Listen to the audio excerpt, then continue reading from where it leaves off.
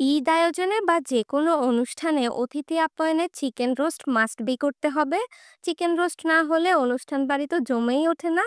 বিয়ে বাড়ির চিকেন রোস্টের একটা আলাদাই মজা থাকে, বা বাবুর্চির হাতের হোটেল রেস্টুরেন্টের চিকেন রোস্টের মজাটা একটু অন্যরকম, বাসায় তৈরি করলে তেমন হতে চায় না। এমন সমস্যা যাদের আছে তাদের জন্য আজকের এই রেসিপি। আজকে আমি প্যাকেটের মশলা দিয়ে একেবারে বাবুর্চি যে স্টাইলে চিকেন রোস্ট রান্না করে দেখাবো, যেটার স্বাদ হবে একেবারে অতুলনীয়, মনে হবে কোনো রেস্টুরেন্ট থেকে কিনে এনেছেন অথবা আপনি বিয়েবাড়ির রান্নাটা করে ফেলেছেন। চিকেন রোস্টটা রান্না করার জন্য আমি এখানে চিকেন নিয়ে নিলাম।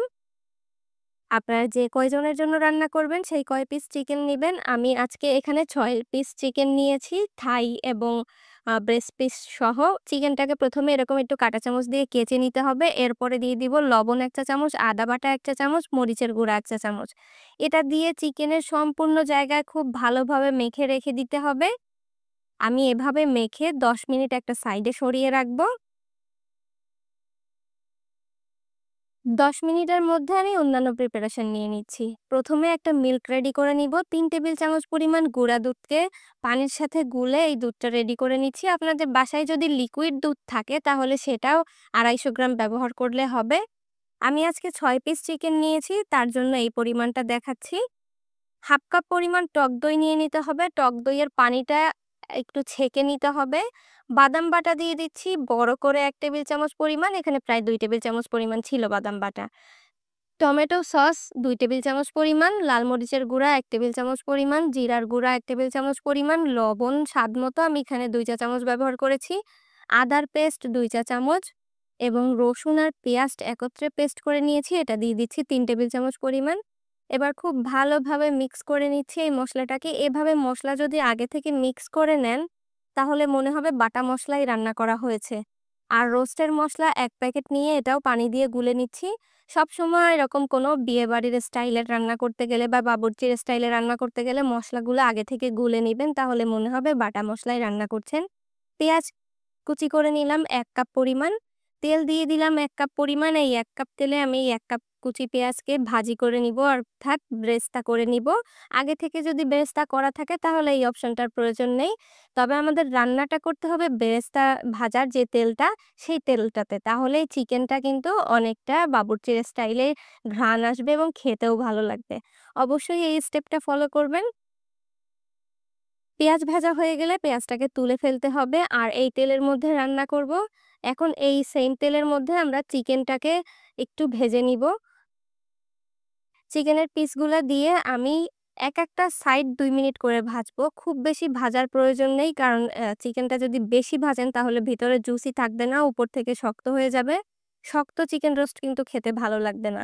তাই আমি ২ মিনিট করে ভেজে এটাকে তুলে ফেলছি। সামান্য একটু কালার আনার জন্য এই ভাজাটা, আর এটা কিন্তু হাই আঁচে ভাজতে হবে, না হলে কিন্তু চিকেনের গা থেকে পানি ছেড়ে দিবে। আর এটা কিন্তু করা যাবেই না। চিকেনটাকে তুলে নিচ্ছি, বাকি চিকেনগুলাকেও আমি সেম ভাবে ভেজে নিচ্ছি। আমি আপনাদের যে টিপসগুলো আজকে বলছি এটা একটু ফলো করে একদিন রান্না করে দেখবেন। দেখবেন যে একেবারে মনে হবে বড় কোনো রেস্টুরেন্ট থেকে আপনি চিকেন রোস্ট কিনে এনেছেন অথবা বিয়েবাড়িতে বসে রোস্ট খাচ্ছেন। এবার এই তেল থেকে সামান্য পরিমাণ তেল আমি কমিয়ে রেখে তারপর এর মধ্যে পেঁয়াজ কুচি দিয়ে দিলাম। এই পেঁয়াজটাকে কিছুক্ষণ ভেজে নিচ্ছি। এখন চলে আসছি আমরা মূল রান্নায়। পেঁয়াজটা কালার চলে আসলে এর মধ্যে আমরা যে মসলা রেডি করে রেখেছিলাম সব মসলাই দিয়ে দিব। রোস্টের মসলা এবং আলাদা যে মসলাটা রেডি করেছিলাম টক দইয়ের, সেটাও দিয়ে দিব। এরপর খুব ভালোভাবে এটাকে কষিয়ে নিতে হবে। আর রোস্ট রান্না করার সময় কিন্তু মসলার থেকে তেলের পরিমাণটা সামান্য বেশি হবে। তাহলেই এই মসলাটা খুব ভালোভাবে কষানো যাবে তেলের উপরে। তেলের উপরে ভাজতে, ভাজতে দেখবেন মসলার কালার চেঞ্জ হয়ে আসবে আর উপর থেকে তেলটা অনেক বেশি ভেসে উঠবে। তখন আমরা এর মধ্যে চিকেনটাকে এড করে দিব। রোস্টের মসলার যদি টেস্ট ভালো না হয়, কখনোই রোস্ট রান্না করে আপনারা মজা করে খেতে পারবেন না। তাই এই মসলাটাকে একটু দীর্ঘ সময় ধরে তেলের উপরে এভাবে ভেজে নিতে হবে।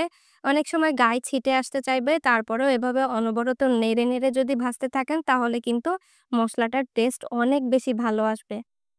এরপরে চিকেনটা দিয়ে দিলাম। চিকেনটা দিয়ে ভালোভাবে নেড়েচেড়ে সব চিকেনের গায়ে যেন মসলা লেগে যায় এটা খেয়াল রাখতে হবে। যেহেতু চিকেনের পিসগুলা বড়, কড়াইয়ের মধ্যে নাড়াচাড়া করতে একটু সমস্যা হয়। তাই একটু বড় সাইজের কড়াইটা নিলে রোস্ট রান্নাটা ভালো হয়। খুব ভালোভাবে মসলার সঙ্গে কষিয়ে নিচ্ছি। ঢাকনা দিয়ে ঢেকে রান্না করব। আর এর আগে আমরা দুধ যেটা রেডি করে রেখেছিলাম ২৫০ মিলিগ্রাম, সেই দুধটাকে দিয়ে দিলাম। এর মধ্যে কিন্তু আমরা কোনো পানি ব্যবহার করব না। এই দুধের মিক্সচারের যে পানিটা আছে এটা দিয়েই আমাদের চিকেনটা খুব ভালোভাবে সেদ্ধ হয়ে যাবে। আর এই দুধটা দেওয়ার কারণে এই রোস্টটা কিন্তু একটু শাহি ফ্লেভার আসবে। বাদাম বাটা, দুধ, টক দই ব্যবহার করলে যেকোনো রান্নায় একটা শাহি ফ্লেভার আসে। এটা দেয়ার চেষ্টা করবেন অবশ্যই। ঢাকনা দিয়ে আমরা রান্না করছি কিছুক্ষণ। কিছুক্ষণ পরপর কিন্তু ঢাকনাটা তুলে আমাদের নেড়েচেড়ে দিতে হবে। কারণ এখানে সমস্ত মসলাগুলা অনেক বেশি গাঢ়, যার কারণে তল থেকে পোড়া লেগে যেতে পারে। এদিকে একটু সতর্ক থাকতে হবে। এই ঝোলটাকে অনেকটা টানিয়ে একেবারে গায়ে লেগে আসবে চিকেনের, এই পর্যন্ত অপেক্ষা করতে হবে আমাদের। আর এর ফাঁকে শুধু একটু নেড়েচেড়ে দিলেই চলবে। চুলার আঁচটা এই পর্যায়ে মিডিয়াম রাখতে হবে। যখন এটা রান্না করবেন, এর ঘ্রাণে আপনার পুরো রান্নাঘর মৌ, মৌ করবে। তখনই বুঝতে পারবেন যে আপনার রান্নাটা আসলেই অনেক বেশি মজার হচ্ছে। ঝোলটা কিন্তু অনেক বেশি শুকিয়ে গেছে। এখন কিন্তু তল থেকে বারবার লেগে যাচ্ছে। এজন্য আমরা ঢাকনাটা খুলেই রান্না করছি আর একটু পরপর নেড়েচেড়ে দিচ্ছি। চিকেনের পিসগুলাকে কিন্তু উল্টে-পাল্টে দিতে হবে যাতে ২ সাইডেই সমানভাবে কুক হয় এবং মসলাটা ২ সাইডেই ভালোভাবে ঢুকতে পারে। যেহেতু একটু বড় পিস এইজন্য এই প্রসেসটা করতেই হবে।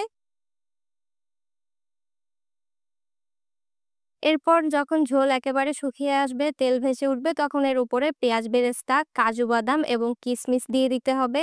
কাজু বাদাম আর কিশমিশ যদি এভাবে আস্ত করে দেন, তাহলে দেখবেন এটার খাবারের ফ্লেভারটা অনেক বেশি এনহ্যান্স হবে। আর দিয়ে দিব উপর থেকে একেবারে উঠিয়ে নেওয়ার আগে ঘি দিয়ে দিতে হবে ২-৩ টেবিল চামচ পরিমাণ। ঘিয়ের ঘ্রাণে রোস্টের ফ্লেভারটা আরো বেশি বেড়ে যাবে। এরপর দিয়ে দিচ্ছি কেওড়ার জল। বিরিয়ানি রান্না করার সময় আমরা যে কেওড়ার জলটা ব্যবহার করি সেটা ১ চা চামচ দিয়ে দিলাম। দেখতেই পাচ্ছেন রোস্টটা একেবারে রেডি হয়ে গেছে। এখন ঢাকনা দিয়ে ঢেকে আমি চুলা বন্ধ করে চুলার উপরে এই রোস্টটাকে রেখে দিব কমপক্ষে ১০ থেকে ১৫ মিনিট। এই গরমে এটা আরেকটু কুক হবে। উপর থেকে তেল ভেসে উঠেছে। আর ঝোল এই পর্যায়ে যতটুকু আছে ১০ মিনিট চুলার উপর রাখলে দেখবেন আরেকটু টেনে যাবে। অনেকটা গাঢ়ই হয়ে গেছে। এই রোস্টটা রান্না করাটার প্রসেসটা অনেক সহজ। প্রতিটা স্টেপ যদি আপনারা ফলো করেন তাহলে দেখবেন আপনাদের রোস্টও আমার রোস্টের মতো অনেক বেশি মজার হবে। যেকোনো মেহমান খেয়ে আপনার প্রশংসা করতে বাধ্য থাকবে। এর কালারটা দেখেছেন কত সুন্দর হয়েছে? বাসায় যদি আপনারাও খুব সহজে চিকেন রোস্ট রান্না করতে চান তাহলে পুরো ভিডিওটা দেখে সম্পূর্ণ প্রসেসটা ফলো করবেন। আশা করছি এই ভিডিওটি আপনাদের ভালো লেগেছে। ভালো লেগে থাকলে লাইক, কমেন্ট, শেয়ার করতে ভুলবেন না। দেখা হবে নতুন রেসিপি নিয়ে নেক্সট এপিসোডে। ভালো থাকবেন সকলে। আসসালামু আলাইকুম অ্যান্ড ঈদ মোবারক।